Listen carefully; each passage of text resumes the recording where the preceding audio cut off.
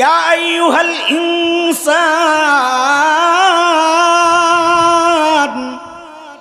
মা গররাকা বিরাব্বিকাল কারীম।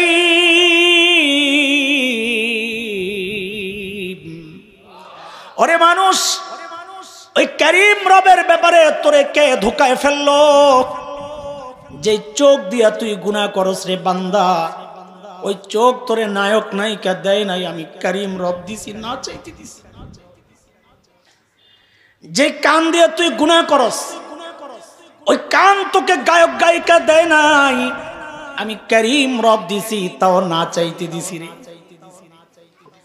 মালিকের ডাকের আরো একটা আহ্বান জন এমন, এরে বান্দা তুই তোর ছোট্ট বাচ্চার সামনে গুনাহ করস তা তোর লজ্জা লাগে?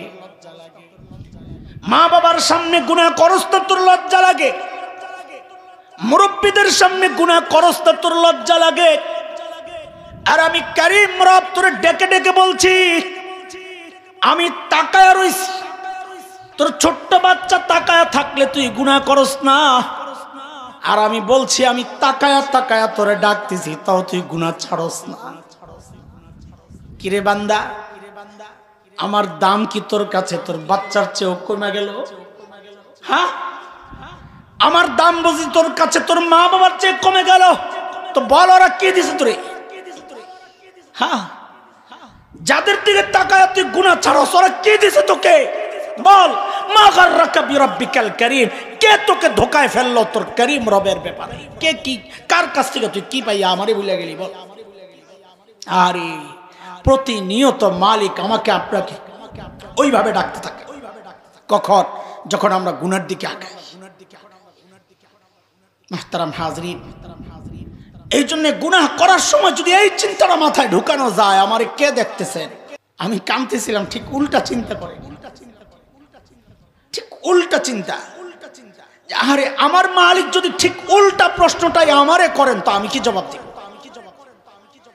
উল্টা প্রশ্ন মানি বলে আমার যখন হিসাব দেওয়ার পালা আসবে, আমি যখন আমার মালিকের সামনে দাঁড়াবো হিসাব দেওয়ার জন্য, তখন আমার মালিক যদি আমাকে বলে বসেন, এরে হাসান জামিল, দুনিয়ায় তো তোকে এই চোখের নেয়ামতটা দিছিলাম, তুই ভোগও করছস, এখন আযাবটা একটু বাড়াইয়া দেই, তা আমি কি জবাব দিব? যুবক তুমি কি জবাব দিবা? যদি মালিক জিজ্ঞেস করে, দুনিয়ায় তোকে জবানের নিয়ামত দিছিলাম, তুই ভোগও করছস, এখন আযাবটা একটু বাড়াইয়া দেই, তো আমি কি জবাব দিব? ও যুবক তুমি কি জবাব দিবা? কি পুঁজি আছে, কামাইছো কি? বলো। ও বাবা আপনি কি পুঁজি বানাইছেন? জবাব কি দিবেন আল্লাহর সামনে দাঁড়ায়া? হ্যাঁ, পুঁজি আছে, পুঁজি আছে, আছে পুঁজি আছে, নাই যে তা না, আছে। গুনাহ আর গুনাহ, গুনাহ আর গুনাহ, গুনাহ আর গুনাহ। তো দেখতাম, আহা, কখনো দেখতাম জানালার কাছে যায় দাঁড়ায় রয়েছে লাইট নিভাইয়া, কখনো দেখতাম সেজদায়, কখনো যায় পাইতাম কাঁদতেছে, কখনো যায় পাইতাম ঘরের মধ্যে অস্থির হাঁটাচলা হ্যাঁ করছে, চলছে। তো যায়া ঢুকাই জড়াইয়া ধইরা মাঝে মধ্যে জিজ্ঞেস করতাম, মা আপনি ঘুমান না? এত রাতে ঘুমান না? আহা, জবাব কি আসতো? বাবারে বাহিরে যতক্ষণ থাকো, ঘুম তো আমার আসে না। এর নাম মা। এই জন্যই তো উলামায়ে কেরাম মা আর বাবার মাসআলা আলাদা করেছেন। কোন সন্তান যদি বাবা মার আগে মারা যায়, মাসআলা কি? বাবা সন্তানের লাশের পেছনে পেছনে চলতে পারবে, বাবা সন্তানের কবরেও নামতে পারবে, কিন্তু কোন মায়ের জন্য সন্তানের লাশের পেছনে যাওয়া চলবে না, কোন মায়ের জন্য সন্তানের কবরে নামা চলবে না। কেন? বাবার জন্য চলবে কেন? বাবার কলিজায় মায়া নাই? আছে, বাবার কলিজায়ও মায়া আছে, কিন্তু বাবাকে আল্লাহ ওই মনোবল আর শক্তি দিছেন, বাবা সন্তানকে কবরে রেখা দাফন কইরা আবার সুস্থ অবস্থায় উপরে উঠতে পারবেন, চিৎকার করে কাঁদবেন কিন্তু উঠতে পারবেন। দুনিয়ায় কোনো মা নাই সন্তানের লাশের পেছনে যাবে, দাফনের জন্য কবরে নামবে, সন্তানকে দাফন করে সুস্থ অবস্থায় আবার উপরে উঠবেন, এমন কোনো মা নাই। সন্তানকে শোয়া নিজেও সাথে লাশ হইয়া শুয়ে পড়বে, এর নাম মা। এখন আপনারা একটু জবাব দেন আমারে, এই যে মার কলিজায় এত মায়া এত দরদ, কারণটা কি? মা আমাদের চোখ বানাইছেন সেই জন্য। যুবক জবাব দাও, মা আমাদের জিহ্বা বানাইছেন সেই জন্য। তাহলে একটা হাত বানাইছেন, তো একবারে বলে ফেলো, মা আমাদের শরীরের কি বানাইছেন? হ্যাঁ, কিছু পশম? একটাও না।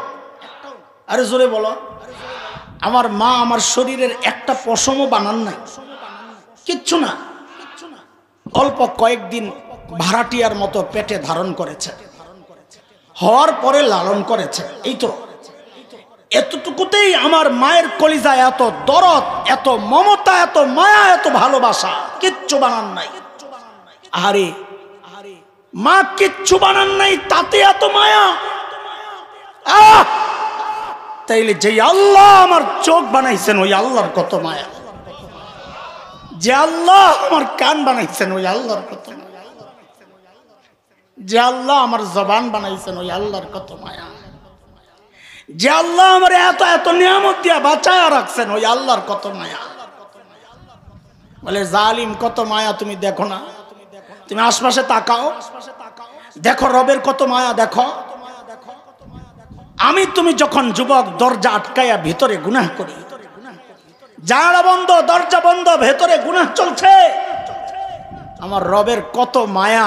ওই গুনাহ অবস্থায় দরজার নিচে দিয়া বাতাস আর অক্সিজেন পাঠাইয়া দিচ্ছেন যেন আমি মইরা না যাই। আমি গুনাহ করতে করতে শেষ, মালিকের ডাক বন্ধ নাই, তুই আয় আমার কাছে মাফ চা, আমি মাফ করে দেব। দুনিয়ার সবাই অপরাধীরে খোঁজে শাস্তি দেওয়ার জন্য, অপরাধী পালায়া পালায়া বেড়ায়, অজানে ধরা পড়লে আমি শেষ। চূড়ান্ত রকমের অপদস্থ হয়ে সীমান্ত পাড়ি দিচ্ছে এক একজন, কারণ জানে ধরা পড়লে আমি শেষ। একজন শুধু আছেন যিনি অপরাধীরে শাস্তি দেওয়ার জন্য খোঁজেন না, তিনি আমার রব, আমার মালিক, যিনি অপরাধীরে খোঁজেন খোঁজেন শাস্তি দেওয়ার জন্য না, মাফ করার জন্য।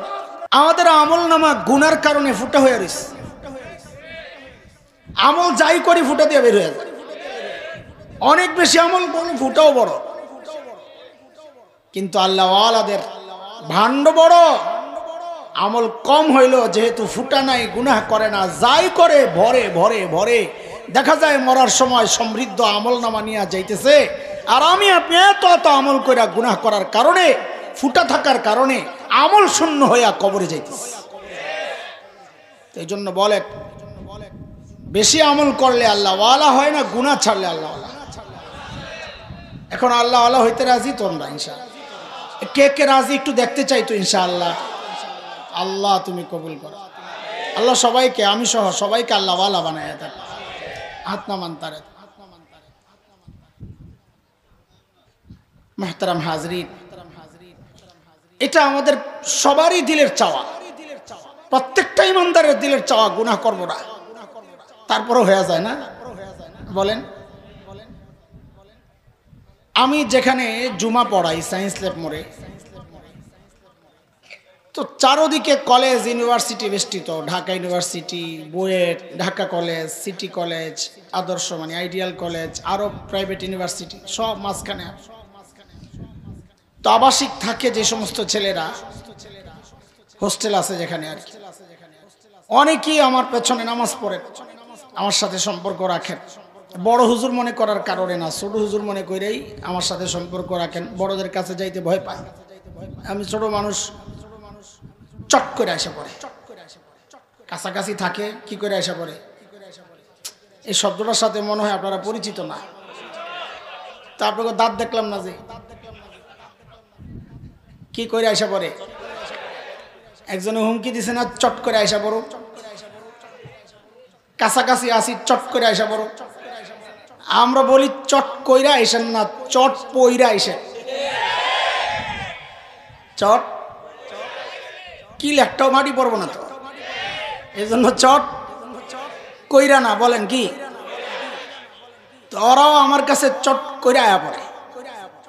প্রায় ছেলের একটাই কথা, হযরত গুনাহ ছাড়তে চাই, ছাড়তে পারি না। তাই আমি বলি, আর এই সমস্যা তোদের না, এই সমস্যা তো আমাদের। আমরাও আমাদের বড়দের কাছে যাই এই কথাই বলতাম, হযরত গুনাহ তো ছাড়তে চাই, ছাড়তে পারি না। আমাদের বড়রা বলেন, বলে এই কথা আমরাও আমাদের বড়দের কাছে বলতাম, গুনাহ ছাড়তে চাই, ছাড়তে পারি না। তাইলে সমস্যা নতুন না পুরান? যেহেতু সমস্যা পুরান, তো আমাদের বড়রা এই সমস্যা সমাধানের জন্যে কোরআন হাদিস ঘেটে ঘেটে আমাদের জন্য কিছু সহজ গুনাহ ছাড়ার রাস্তা বের করছে। যে তুমি এইভাবে চলো, এই চিন্তা রাখো, তো গুনাহ ছেড়ে দেওয়া সহজ হয়ে যাবে। আগে বলেন, ছাড়তে চাই কি চাই না? হাত তুলছেন কিন্তু, মুনাফিকি করেন না। না, হাত তোলা লাগবে না, আগে যেটা তুলছেন এটা বিশ্বাস করছি। ছাড়বো তো ইনশাআল্লাহ।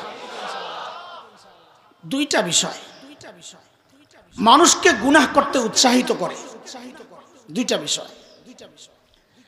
এক হচ্ছে আমি একা, এই একাকিত্বটা মানুষকে গুনাহ করতে উৎসাহিত করে।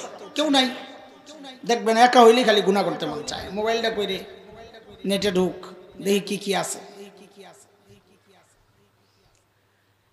এই চিন্তার বিরুদ্ধে আল্লাহ জবাব দিচ্ছেন, ওয়াহুয়া মাআকুম আইনামা কুনতুম। বান্দা তুই একা না রে, তুই যেখানেই থাকিস না কেন, আমি আছি তো।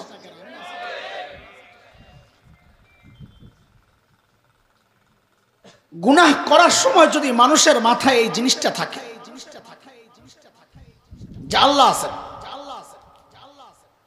সামান্য একটা অফিসে ঢুকলে যখন একটা সিসি ক্যামেরা দেখি আমরা,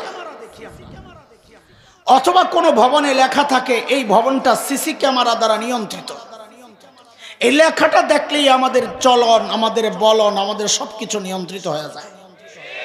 কেন? আমি বুঝে গেছি যে আমি কি করি না করি সব রেকর্ড হচ্ছে, অথবা দূর থেকে কেউ না কেউ দেখছে, ঠিক কিনা?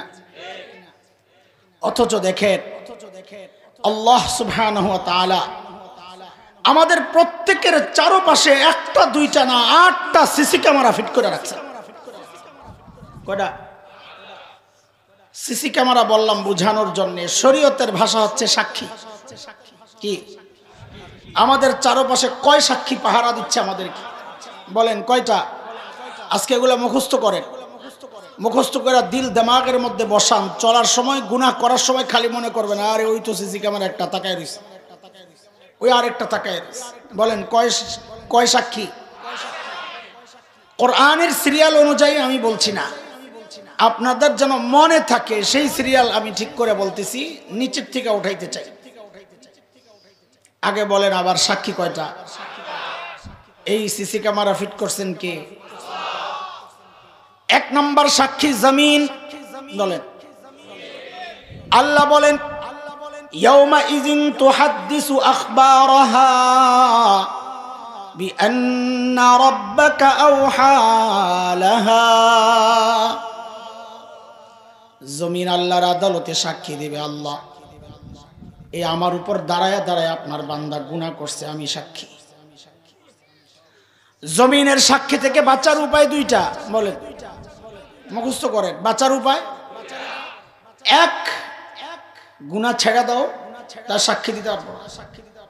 সাক্ষী বানাও, সেজদার সাক্ষী বানাও, সাক্ষী বানাও তোমার তাসবিহ আর ইস্তিগফারের সাক্ষী বানাও। হাঁটছো, ইস্তিগফার পড়ো, যেখানে দাঁড়ায় পড়ছো ওই জমিন সাক্ষী দিবা, আল্লাহ আমার উপর দাঁড়ায় আপনার বান্দা ইস্তিগফার পড়ছে, আল্লাহরে ছেড়ে দেন। গুনার সাক্ষী বানানো যাবে না। জমিনের সাক্ষী থেকে বাঁচার এই একটা উপায়। আরেকটা উপায় আছে, সেটা হইলো এই জমিন ছাইড়া চলে যাও। সম্ভব? এটা চুপ করে রয়েছেন যে এই জমিন ছাইড়া যাওয়া সম্ভব? আল্লাহ বলেছেন সূরা রহমানের মধ্যে, পড়বেন এগুলো। আল্লাহ বলেন, ইয়া মা'শারাল জিন্নি ওয়াল ইনসি ইন ইসতাতা'তুম আন তানফুযু মিন আকতারিস সামাওয়াতি ওয়াল আরদ ফানফুযু লা তানফুযুনা ইল্লা বিসুলতান। এ মানুষ, এ জিন, আল্লাহ বলছেন যদি সম্ভব তোমার সমর্থ শক্তি থাকে, আসমান আর জমিনের পরিধি থেকে তুমি বের হয়ে যাও দূরে কোথাও। শেষে আল্লাহ নিজেই বলেন পারবি না আমি আল্লাহ না চাইলে। কাজী জমিনের সাক্ষী থেকে বাঁচতে হইলে রাস্তা দুইটা, হয় গুনাহ ছেড়ে দাও আর না হয় জমিন ছেড়া চলে যাও। জমিন ছেড়া যাওয়া সম্ভব না, কাজী রাস্তার রয়েছে কয়টা, কি করতে হবে? সাক্ষী কয়টা? কথা কও মুখস্থ, আমি পড়া শুনবো কিন্তু না পারলে মুরগি বানাই দেব। 1 নাম্বার সাক্ষী জমিন, 2 নাম্বার সাক্ষী পা, 2 নাম্বার সাক্ষী, 3 নাম্বার সাক্ষী হাত।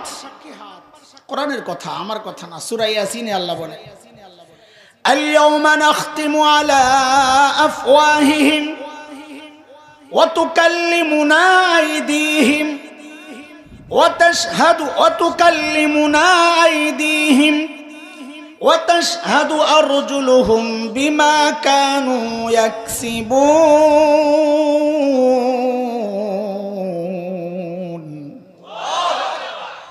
আল্লাহ বলেন সেদিন হাত সাক্ষী দিবে,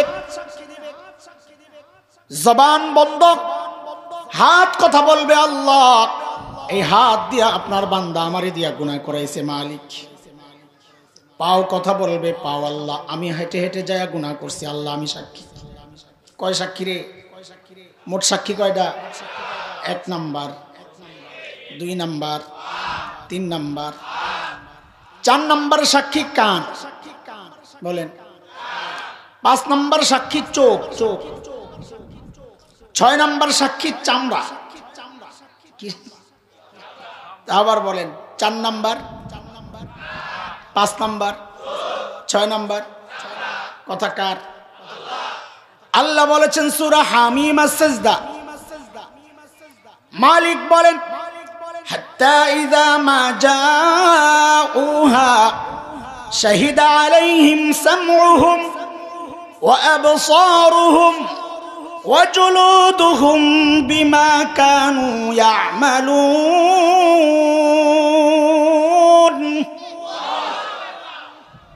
এরে যুবক, অন্ধকার ঘরে একা একা গান শোনো, একা একা সিনেমা দেখো, আর মনে করো দুনিয়ার কেউ জানে না, কেউ দেখে না। আল্লাহ বলেন বান্দারে কারো জানার দরকার নাই, কারো দেখার দরকার নাই। যে চোখ দিয়া তুই গুনাহ করতেছস ওই চোখ আমার আদালতে তোর বিরুদ্ধে সাক্ষী দিবি। হেডফোন লাগায়া গান শোনার মনে করো দুনিয়ার কেউ তো শোনে না, আল্লাহ যেন সেই আমাকে আর তোমাকে বলছেন রে বান্দা দুনিয়ার কারো শোনার দরকার নাই। যে কান দিয়া তুই গুনাহ করছস রে বান্দা ওই কান আমার আদালতে তোর বিরুদ্ধে সাক্ষী দিবি। আহা, কয় সাক্ষী গেল? মুখস্থ করা লাগবে। কয় সাক্ষী? 1 নাম্বার, 2, 3, 4, 5, 6, 7 নাম্বার সাক্ষী কিরামান কাতিবিন। কে? জোরে কোন তো? আমি অন্য শব্দ বলতে পারতাম, ইচ্ছা করে বলছি আপনাদের একটা হয়তো একটা ভুলে থাকতেও পারেন, জানি না, ওই ভুলটা ঠিক করার জন্য বলেন 7 নাম্বার সাক্ষী। এইবার কোন তো দেখি কিরামান থাকে কোন কান্দে আর কাতিবিন থাকে কোন কান্দে? কোন? যেটা বুঝছি এটাই, কিরামান ডান কান্দে আর কাতিবিন কোথ থেকে যে ছড়াইলো এটা আল্লাহ। আরে ভাই কিরামান মানে সম্মানিত, কাতিবিন মানে লেখকগণ। তো কিরামান কাতিবিন মানে সম্মানিত লেখক ফেরেশতাগণ। ডানে যে সেও সম্মানিত ফেরেশতা, বামে যে, আর আপনি যে এটারে কিরামান মানে সম্মানিত নাম দিলেন, এখন যদি বামের ফেরেশতা রাগ হয়ে করছি আমারে সম্মান দিলে না তোর গুণ একটা ছাড়তাম না, তখন কোন মুসিবতে পড়বেন কোন তো দেখি।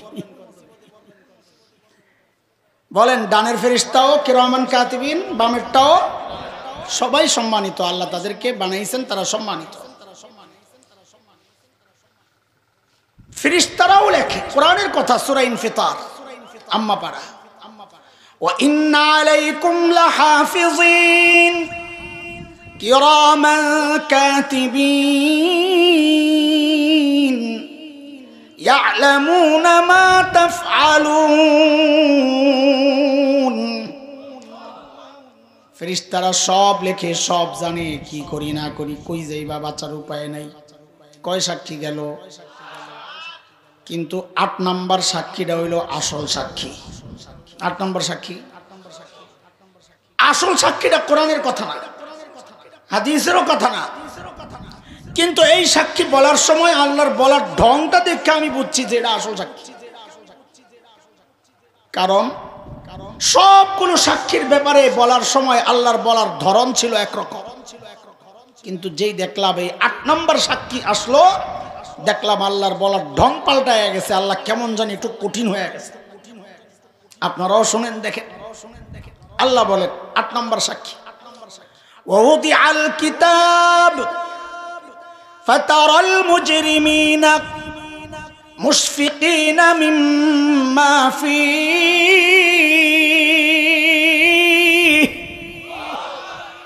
আল্লাহর হাবিবকে আল্লাহ ডেকে বলছেন, হাবিব, অপরাধীদের সামনে যখন তার আমলনামা মেলে ধরা হবে, হাবিব আপনি দেখবেন ওই আমলনামা দেখা সে হাউমাউ করে চিৎকার করে কান্নাকাটি শুরু করবে। কি বলে কানবে? কোরআনে সব আছে একদম সবিস্তারে। কি বলে কানবে? মালি হাযাল কিতাব। হায় রে, কি কথা! মালি হাযাল কিতাব, এটা কেমন আমলনামা? কি হইছে? বলে লা ইউগাদিরু সাগীরাতান ওয়ালা কাবীরা ইল্লা আহসাহা। জমিনে ছোট গুনাহ বড় গুনাহ যা করছি একটাও ছুটে নাই, সব লেখা হয়ে গেছে। এখন আমার কি হবে? চিৎকার করতে থাক, আওয়াজ আসবে, আওয়াজ, চিৎকার যেখানে করার কথা ছিল সেখানে করো নাই, এখন করার কোনো ফায়দা নাই। তোমার আমলনামা তুমি ধরো, তোমার আমলনামা ধরো। বলে দেন, বলে না ডান হাতে না, গুনাহ বেশি বাম হাতে দেন। না এমনি না তো কেমনে? বলে পেছন দিয়া কলজা ছিদ্র কইরা তারপরে। যেই পেছন দিয়া কলিজা ছিদ্র করে হাত পাতবে, যেই না আমলনামাটা রাখা হবে, সূরা হাক্কার মধ্যে আসছে বিস্তারিত, যেই না আমলনামাটা হাতের মধ্যে রাখা হবে, আমলনামা পায়াই দিবে চিৎকার। কোরআন কি বলে? ওয়া আম্মা মান উতিয়া কিতাবাহু বিশিমালিহি ফায়াকুলু ইয়া লাইতানি লাম উতা কিতাবিয়া ওয়া লাম আদরি মা হিসাবিয়া ইয়া লাইতাহা কানাতিল কাদিয়া মা আগনা আন্নি মালিয়া হালাকা আন্নি সুলতানিয়া। বাম হাতে আমলনামা পায়ে দিবি চিৎকার। কি বলবে? ইয়া লাইতানি লাম উতা কিতাবিয়া, আরে আমলনামা যদি আমারে না দেওয়া হইতো,